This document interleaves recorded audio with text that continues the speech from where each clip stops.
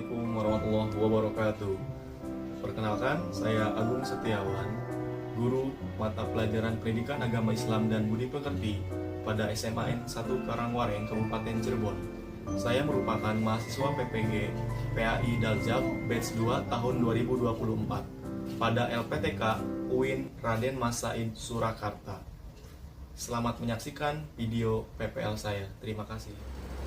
Assalamualaikum warahmatullahi wabarakatuh. Waalaikumsalam warahmatullahi wabarakatuh. Bagaimana kabarnya? Baik. Alhamdulillah. Alhamdulillah. Baik, untuk pertemuan pada hari ini, sebelum kita mulai ke materi pembelajaran, silakan untuk ketua kelas untuk memimpin doa sebelum belajar terlebih dahulu. Silakan untuk Ranu memimpin doa. Sebelum melaksanakan pembelajaran, alangkah baiknya kita berdoa. Berdoa dimulai. Bismillahirrahmanirrahim. Raditu billahi rabban wa bil islami dinan wa bil Muhammadin nabiyyan wa rasulah. Rabbi zidni ilman warzuqni fahman. Amin ya rabbal Baik, sebelum kita masuk ke materi pembelajaran, Bapak akan absen dulu untuk cek kehadiran kalian. Nanti yang disebut namanya, katakan yang laki-laki hadir, kalau perempuan hadir. Aditya hadir. Oke. Alika Dwi Agustin. Alisa Tiara Aprilia. Taufik sakit atau sakit? Ini sakit. Coba supaya kita semangat dulu, kita berdiri dulu. Semangat, semangat. Mana semangatnya? Ya, tahu? Enggak. Tepuk semangat.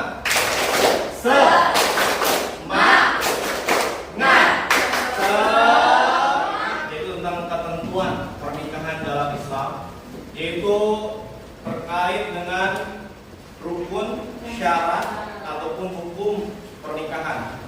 Melanjutkan materi sebelumnya tentang pengertian dan juga dalil nakli. Ini tujuan pembelajaran kita pada hari ini adalah menganalisis ketentuan pernikahan di dalam Islam. Tadi dimulai dari hukum, rukun dan syarat. Kemudian di sini ada pemahaman bermakna ataupun yang akan kita pahami dalam materi kali ini, yaitu pernikahan mengajarkan kita untuk berkomitmen dengan penuh tanggung jawab, baik pada diri sendiri, keluarga, dan kepada Allah. Maka diharapkan kalian sebagai peserta didik itu dapat memahami bahwa menikah itu adalah sesuatu yang sakral, yang harus dipersiapkan dengan sungguh-sungguh, baik secara ilmu, materi, dan juga mental. Gak bisa kalau misalnya kalian hanya siap mentalnya saja, saya sudah ingin menikah Pak, tapi materinya belum ada, ilmunya belum punya. Maka nanti hukum nikahnya menjadi apa? Kalau seperti itu, maaf. Nah, di sini ada pertanyaan. Yang pertama, mengapa dalam pernikahan itu ataupun dalam sebuah rumah tangga bisa terjadi broken home? Itu biasanya karena apa? Kalau terjadi broken home itu apa sih? Rumah tangganya hancur ataupun misalkan ada konflik dalam rumah tangga. Itu biasanya karena apa? Satu, banyak ya.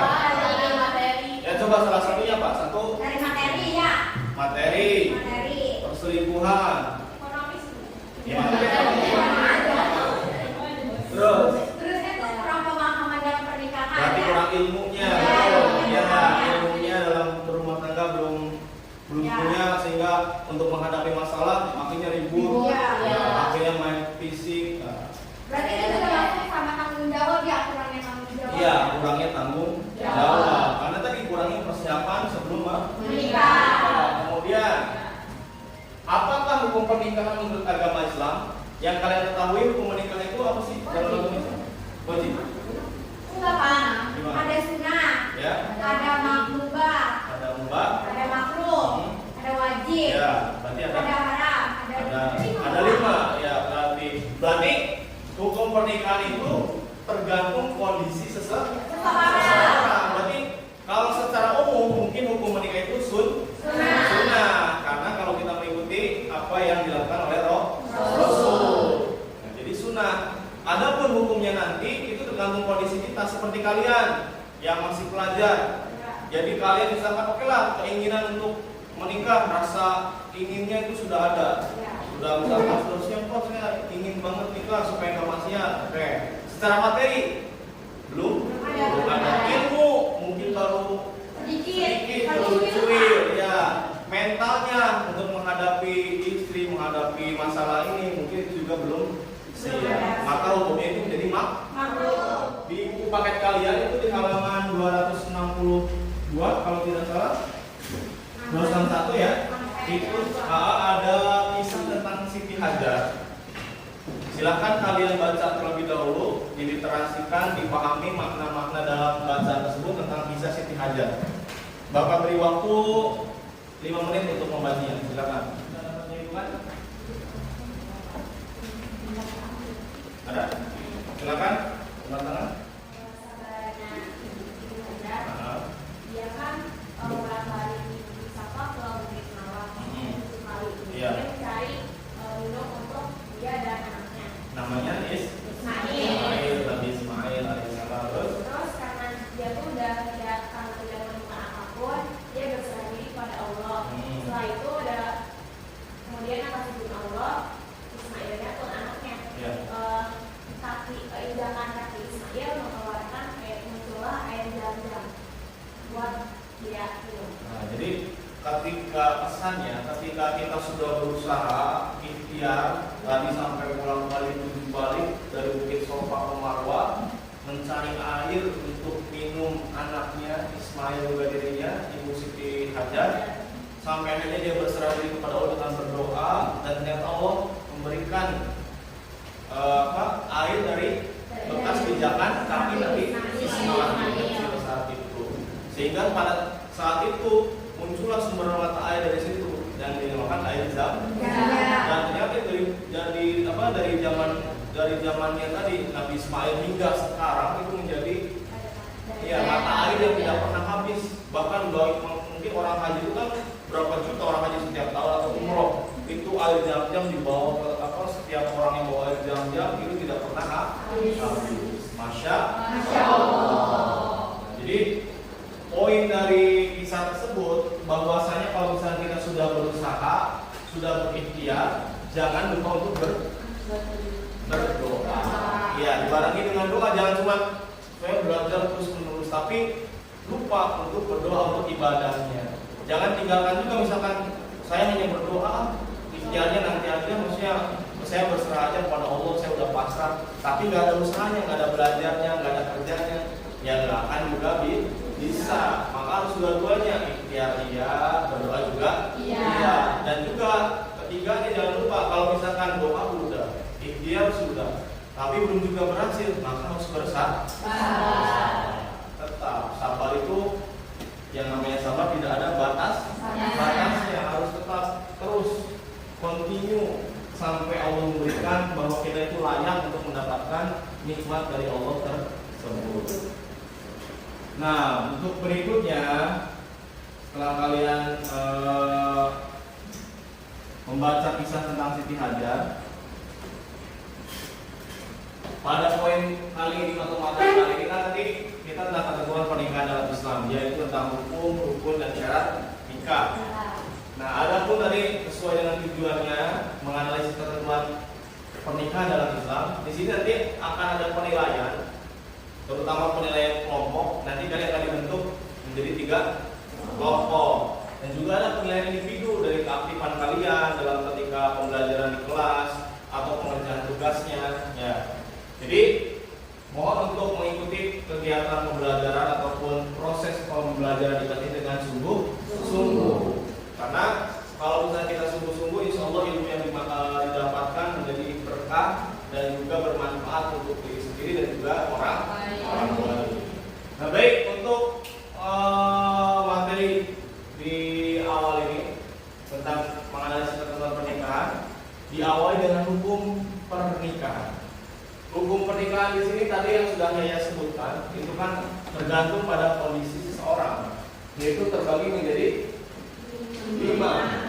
Nah, yang Bapak tampilkan di sini ada 4 sampai haram. Karena yang mubah itu ya boleh, karena boleh itu hampir sama dengan yang sunnah, mirip lah seperti itu. Jadi kita tentukan di sini menjadi 4. Yang pertama, hukum menikah itu sunnah. Sunnah itu ketika apa? Sunnah itu ketika bagi orang yang ingin menikah, mampu menikah pula, mengendalikan diri dari perjalanan kalau sudah segera menikah.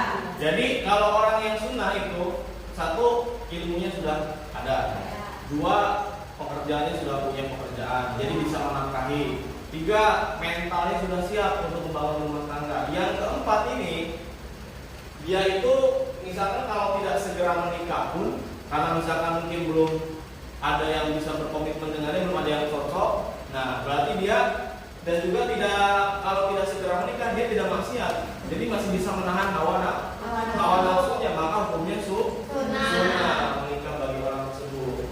Nah, kalau yang wajib, yakni bagi orang yang ingin menikah, mampu menikah dan dia khawatir berbuat zina jika. Nah, jadi perbedaan dari sunnah dan wajib itu dari ini aja Bapak, dari kan kalau misalnya wajib mah khawatir berbuat zina. Ya, kalau yang sunnah tidak nggak khawatir, jadi dia itu bisa mampu menahan. Karena misalkan karena tadi 1 belum ada calon perempuannya, misalnya belum menemukan orang yang tepatnya. Misalkan kalau yang wajib, misalkan orangnya sudah ada calonnya, kalau tidak segera dinikahi dia malah akan maksiat, akan zina, takutnya kan tadi terjadi zina. Jadi lebih baik ataupun alangkah baiknya dia segera menikah dan hukumnya menjadi wajib, karena dia 1 sudah mampu secara ilmu, secara finansial misalkan sudah bisa menafkahi, mentalnya juga sudah siap. Nah, yang ketiga, hukumnya makruh. Makruh ini bagi siapa? Bagi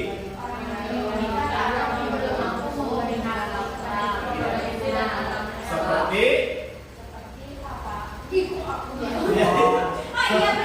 seperti kalian. Jadi mungkin di salah satu atau salah banyak di sini ada yang mungkin ingin menikah. Ya, karena misalnya kalau perempuan nikah itu kan yang dinafkahi. Kalau laki-laki beda, harus menafkahi, makanya harus punya pekerjaan. Dibarengi dengan ilmu, ya perempuan juga harus punya ilmunya, harus punya ilmu rumah tangganya, ilmu fikihnya seperti apa. Nah, jadi kalau yang makruh ini hanya ada keinginan, saya ingin menikah, calonnya sudah ada, misalkan sudah punya pacar, sudah punya ini.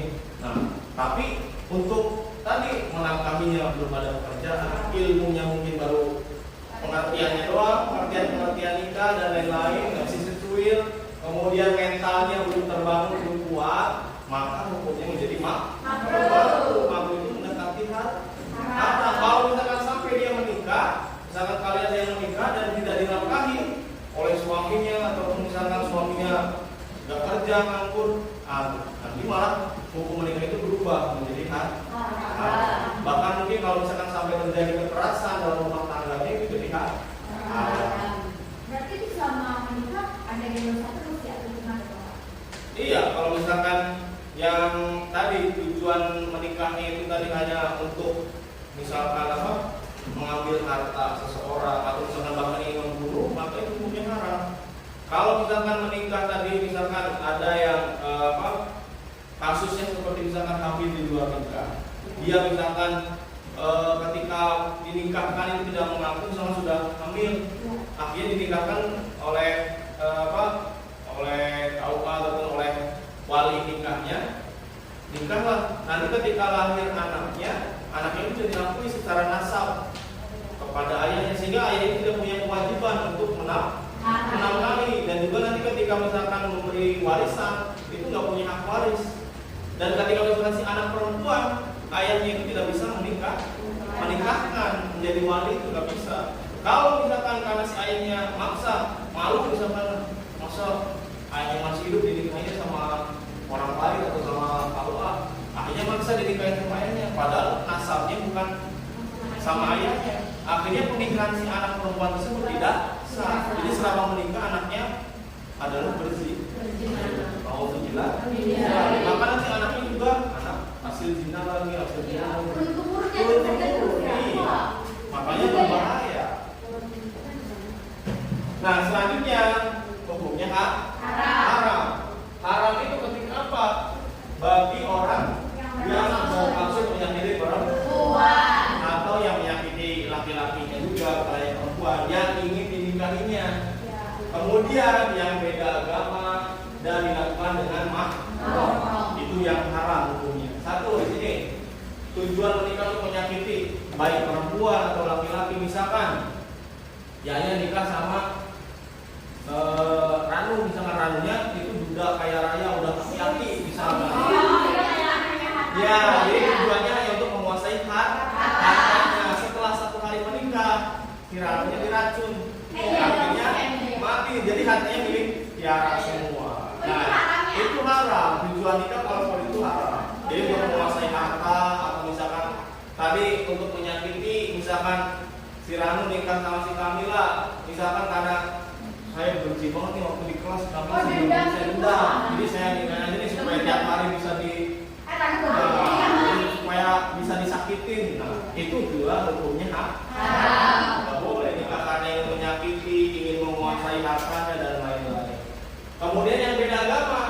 Gimana itu Bapak, kan ada yang menikah beda agama, itu akan nikahnya gimana? Nah itu jadi beberapa kasus yang terjadi di lingkungan sekitar kita atau di masyarakat Indonesia, biasanya kalau misalkan kalau dulu itu kan pemuda Islam yang menikah dengan perempuan yang ahli kitab lain, misalkan Nasrani, Majusi, itu boleh, masih boleh. Tapi kalau sekarang untuk diakui secara negara dan juga sah menurut agama, ya harus satu agama. Jadi mungkin ada yang hanya istilahnya masuk agama tersebut, salah satu agama tersebut, misalkan Ranu Islam, perempuannya itu misalkan Nasrani atau ya agama lain lah, Kristen, Konghucu dan lain-lain. Ketika mau menikah supaya dia diakui secara negara ataupun sah secara agama, si perempuannya masuk ke Islam. Mualaf dulu ceritanya, pura-puranya. Tapi setelah menikah dia kembali lagi, misalkan nggak sholat, nggak ibadah sesuai dengan agama, misalnya dia kembali lagi ke ajaran-ajaran agamanya. Nah itu juga nggak boleh, hukumnya haram. Jadi makanya untuk yang berbeda agama ini, kalau misalkan mau menikah itu ketika memilih agama tersebut harus berdasarkan keyakinan dan kemauan sendiri, bukan karena saya mau nikah sama saya mau agama ini. Ya, sini ada rukun dan syarat nikah. Yang pertama rukun nikah ada apa? Pengantin laki-laki atau calon suami. Kalau mau nikah ada pengantin laki-lakinya aja, nggak ada perempuannya gimana? Nggak bisa. Maka harus ada pengantin laki-laki dan pengantin perempuan. Yang ketiga ada wali. Wali itu apa sih? Saksi. Ya, wali itu adalah ayah kandungnya calon pengantin perempuan atau yang mewakili. Yang keempat, 2 orang saksi laki-laki. Yang kelima, ijab dan qabul. Kemudian ada syarat sah nikahnya. Ini hampir sama, hanya beda ini calon suami dan istri. Yang pertama, agamanya harus Islam. 2, kalau suami berarti harus laki. Jangan kalau suami tapi ini perempuan karena tomboy misalkan, nggak boleh. Berarti satu sama jenis tidak boleh. Yang 3, bukan mahram. Tadi yang bukan saudara, bukan sepersuara. Yang keempat, dengan kerelaan sendiri, tidak sah jika pernikahan itu dipaksa. Maka zaman sekarang ada yang dijodohkan, kamu harus nikah sama. Nah, itu tidak sah karena tadi harus rela. Kalau kamu mungkin dijodohkan Kamila, kamu nikah sama si Topik, saya rela ikhlas nerima, itu nggak apa-apa. Tapi kalau kamu saya nggak mau nikah karena dipaksa, itu nggak boleh. Yang jadi hak.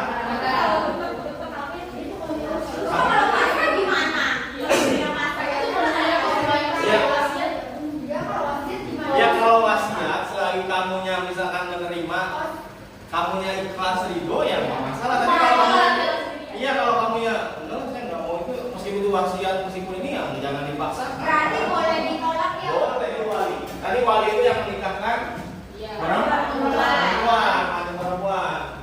Dalam kompilasi hukum di Indonesia pasal 20 angka 1 bahwa yang bertindak sebagai wali nikah ialah seorang laki-laki yang memenuhi syarat hukum Islam, yakni muslim, akil dan balik, berakal dan juga balik.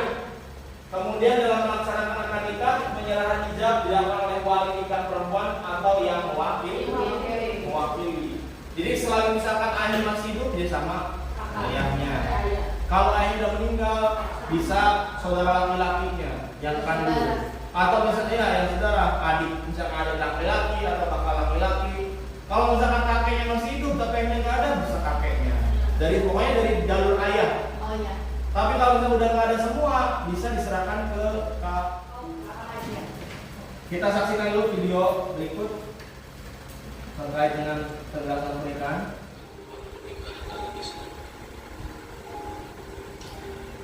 Semua orang berharap akan mendapatkan sukses dalam berkemenangan. Manusia akan hidup dengan dua alam, yaitu dunia dan akhirat. Kemenangan di akhirat dan di dunia adalah sesuatu yang tidak bisa dipisahkan, bagaikan dua sisi. Kemudian berikutnya kalian akan dibentuk 3 kelompok. Sebelumnya kita sudah bentuk kelompoknya atau belum? Belum. Berarti kita akan bentuk sekarang. Nanti ada 14 yang hadir. Kita akan bentuk secara acak. Grup 1 ada Elistia, Nancy Agustin, Melinda Saputri, Aliska dan Alika. Grup 1 silakan duduknya sesuai kelompoknya. Kelompok 1. Kelompok 2 ada Aditya, Dwi, kemudian Jihan, Alifah, Vera, Rose dan Salma. Kelompok 3 ada Sekar Aru, Muhammad Ranu. Ya, silakan duduk sesuai dengan kelompoknya masing-masing.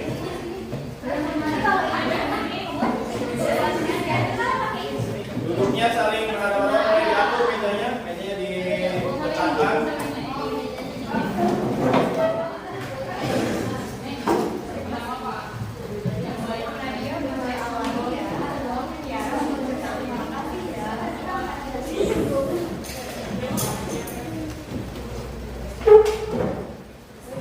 Nah, di sini sudah terbentuk 3 kelompok. Ada kelompok 1, 2 dan 3. Silakan untuk menentukan temanya, perwakilan masing-masing kelompok 1 orang ke depan untuk men-speak tema kelompoknya. Silakan 1 orang 1. 1 kelompok 1 orang untuk ke depan.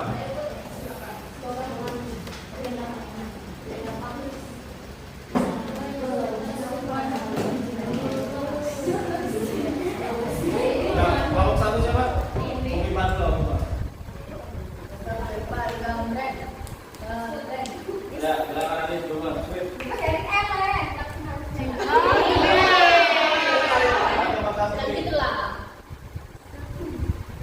Ya, terakhir ya. Silakan.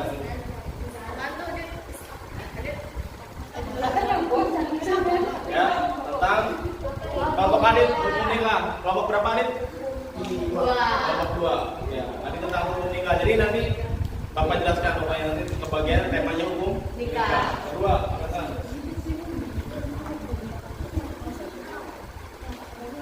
Tentang syarat nikah. Lalu kelompok berapa? 3. Berarti kelompok 1 sudah jelas rukun nikah. Silakan kembali lagi ke tempat duduknya. Nah, sudah terbagi temanya dan juga terbentuk 3 kelompok. Jadi tugas kalian dalam kelompok ini adalah tadi sesuai dengan temanya adalah membuat peta konsep. Jadi peta konsep tentang tadi yang rukun menikah, syarat nikah ataupun hukum nikah dalam pandangan Islam. Boleh kalian cari referensi dari buku yang lain, bukan hanya dari buku dari buku paket, boleh dari internet ataupun dari buku yang mungkin berkaitan atau yang membahas tentang tema yang kalian cari.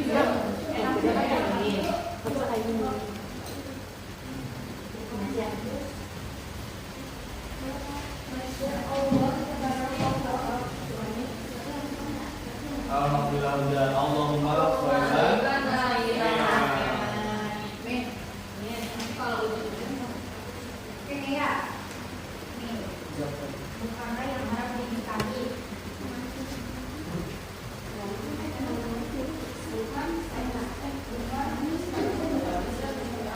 Iya, tidak berstatus suami seperizinan istrinya. Kalau dia berizinan, yang nggak boleh. Nggak boleh.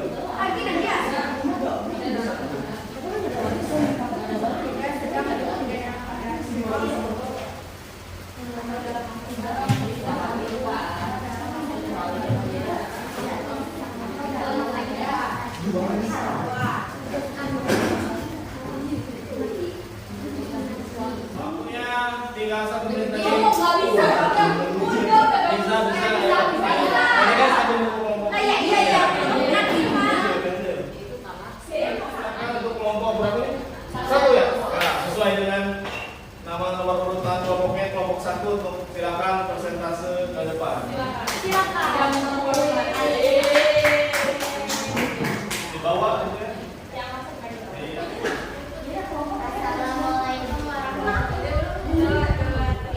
Assalamualaikum warahmatullahi wabarakatuh. Waalaikumsalam warahmatullahi wabarakatuh.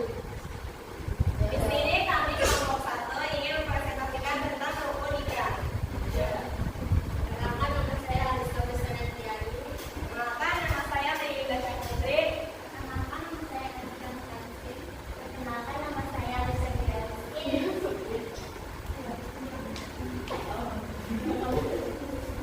Rukun nikah. Dalam rukun nikah itu ada 5 kategori. Yang pertama adalah calon suami. Dalam rukun menikah, ketika tidak ada calon suami, maka pernikahan tersebut tidak sah. Dan yang kedua ada calon istri. Dalam rukun menikah ketika tidak ada calon istri maka pernikahan tersebut tidak sah. Ya, terima kasih kepada 3 kelompok yang sudah luar biasa menampilkan dan juga presentasikan hasil dari diskusi kelompoknya. Ada yang tentang hukum, ada tentang rukun dan syarat pernikahan. Nah, dari ketiga itu semuanya memiliki keunikan masing-masing, memiliki penjelasan yang detail masing-masingnya. Dimulai dari hukum itu ada tadi 4 ya. Ada wajib, sunnah, makruh dan haram. Kemudian ada rukun nikah yang dimulai ada calon pengantinnya, laki-laki dan perempuan. Kemudian ada wali nikah, ada saksi nikah, ada ijab dan qabulnya. Kemudian ada syaratnya, gimana syarat untuk perempuan harus Islam, harus bukan istri orang lain, harus sukarela atau tidak dipaksa. Begitu juga dengan laki ya. Syarat walinya juga seperti apa, harus ayah kandung atau harus yang ada hubungan darah dengan ayahnya. Ya.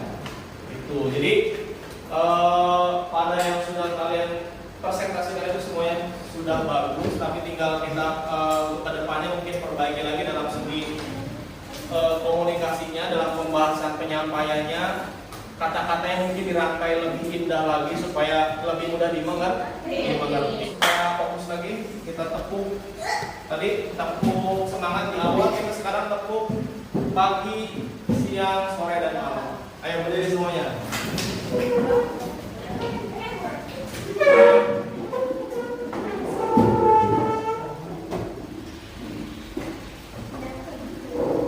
Ya, jadi siap. Kalau Bapak instruksinya, kalau Bapak bilang siang itu pagi, tepuknya 1 kali.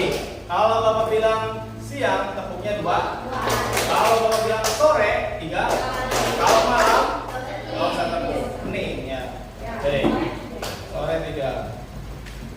Pagi, sore, malam,